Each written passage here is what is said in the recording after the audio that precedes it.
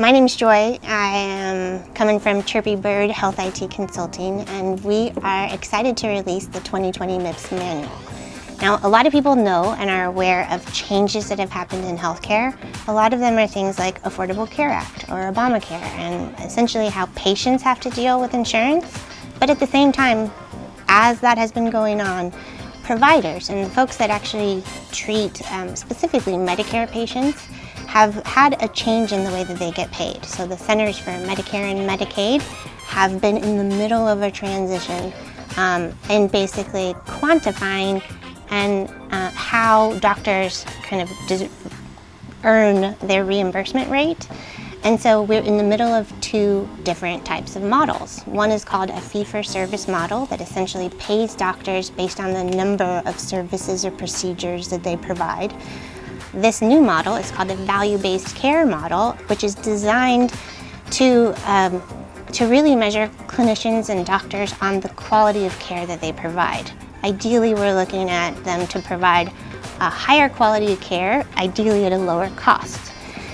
So it's specifically tied to Medicare because we have more folks, baby boomers in particular, who are hopping onto Medicare by the day. It's record-breaking numbers, and the old model just wasn't sustainable. So in getting to this new model, it's been a very iterative approach. It's something we're in the middle of this transition, and each year they kind of adjust the rules to make it a little bit harder to try to get us closer. So remember, a fee-for-service model in and of itself is not that difficult to understand. A value-based care model in and of itself isn't that difficult either. But getting from one to the other, that transition between the two, that's the tricky part. And that's essentially where I've been coming in.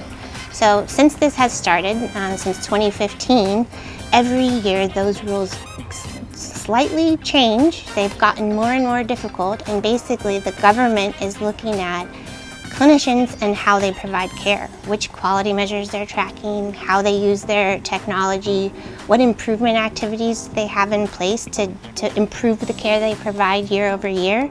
And ultimately, they're going to be looking at costs too. So how much money are you spending on each of your patients? Those who get hospitalized, those who are on Medicare.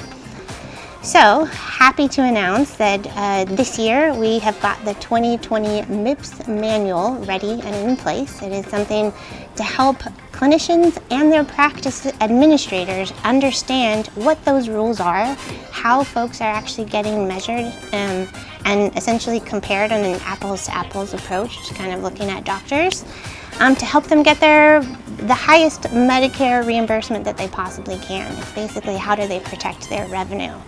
So we're about to open it up and excited to share how it looks and feels.